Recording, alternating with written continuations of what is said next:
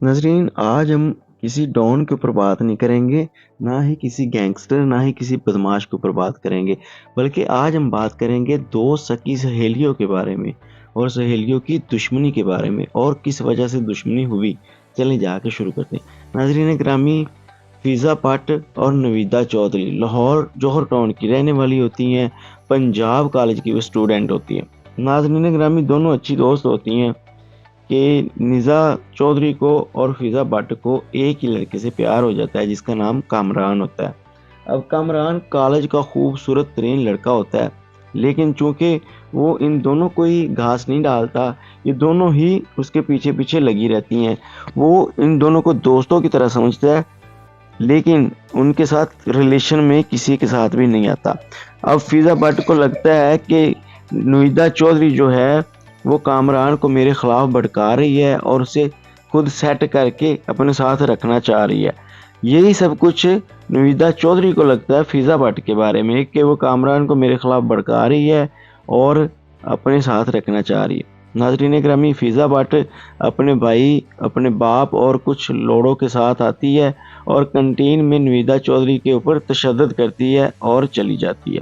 ناظرین، جب نویدہ چودھری کے بھائی اور باپ آتے ہیں تو اس کی حالت بڑی خراب ہوتی ہے، ان کو ہاسپٹل میں لے کے جاتے ہیں۔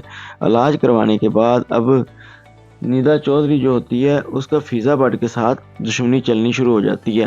ندا چودھری کے بھائی اور باپ اور کچھ گنڈے جاتے ہیں فیضا بٹ کے گھر اور جا کے سیدھی فائرنگ کرتے ہیں۔ یہاں پہ اس کے دو کزنوں کو قتل کر دیا جاتا ہے۔ ناظرین کرام، 4 دن بعد فیضا بٹ اپنے گارڈز کو ساتھ لیتی ہے اور اپنے باپ اور بھائی کو ساتھ لیتی ہے اور جا کے ندا چودھری کے باپ، ندا چودھری کے ایک بھائی اور ندا چودھری کو اغوا کر لیتی ہے۔ ناظرین گرامی، اغوا کرنے کے بعد وہ اسے ایک عمارت میں رکھتی ہے اور ان لوگوں کے اوپر خوب تشدد کرتی ہے۔ تشدد کرنے کے بعد وہ ان تینوں کو، ندا چودھری کو اور اس کے باپ کو اور اس کے بھائی کو، لاہور کی ایک لوہا پگھلانے والی فیکٹری کی بھٹی میں ڈال کے زندہ ہی جلا دیتی ہے۔ ناظرین گرامی، وہ لوہے کی بھٹی آج بھی لاہور میں چلتی ہے اور لاہور میں لوہا اس سے آج بھی بن رہا ہے۔ ناظرین، جب یہ واقعہ ہوتا ہے تو جو ندا چودھری کے کزن وغیرہ ہوتے ہیں، گھر والے ہوتے ہیں، وہ فیضا بٹ کے گھر میں جا کے ان کے ڈیرے کے اوپر حملہ کرتے ہیں، لیکن وہاں پہ ان کا باپ قتل ہو جاتا ہے فیضا بٹ کا۔ لیکن فیضا بٹ موقع کے اوپر نہیں ہوتی، نہ ہی اس کے بھائی ہوتے ہیں، لیکن باپ قتل ہونے کا افسوس ہوتا ہے۔ کچھ دنوں بعد ندا چودھری کو تو قتل کر دیا تھا فیضا بٹ نے، اب اس کے کزن وغیرہ اور اس کے بھائی وغیرہ جو تھے رہ گئے باقی، وہی فیضا بٹ کا مقابلہ کر رہے تھے۔ کچھ دنوں بعد فیضا بٹ کو پتہ چلا کہ وہ سارے کزن کسی ایک شادی پہ جا رہے ہیں اور اکٹھے ہو کے شادی کے اوپر جائیں گے، تو یہ مقرری کرنے والا بندہ بھی انہی کا ہی تھا، ندا چودھری کے رشتہ داروں میں۔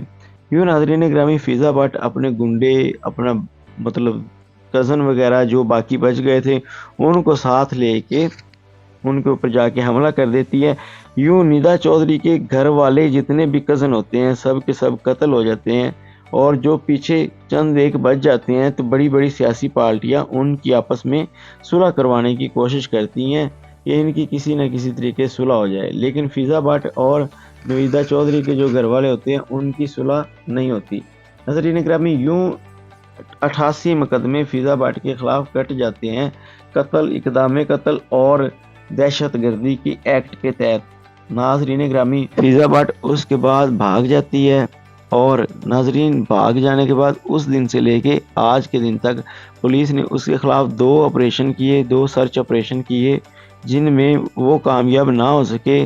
فیضا بٹ تو ان کے ہاتھ نہ آئی، لیکن جو اس کے باقی کزن گنڈے بچ گئے تھے وہ سارے ہاتھ آ گئے۔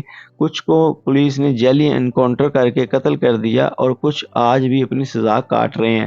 لیکن اس دن سے لے کے آج کے دن تک، 2008 کی بات کر رہا ہوں، اب 2024 تک ندا بٹ کا کوئی پتہ نہیں کہ وہ کدھر گئی یا کدھر نہیں گئی، اب زندہ ہے یا مر گئی ہے، کسی کو اس کے بارے میں کوئی علم ہی نہیں کہ وہ کدھر ہے یا کدھر نہیں۔ یوں ناظرین گرامی، آج بھی اس کے اوپر 86 مقدمے ہیں اور وہ ان میں اشتہاری پائی گئی ہے۔ تو اس کے ساتھ مجھے اجازت دیں، اللہ نگہبان۔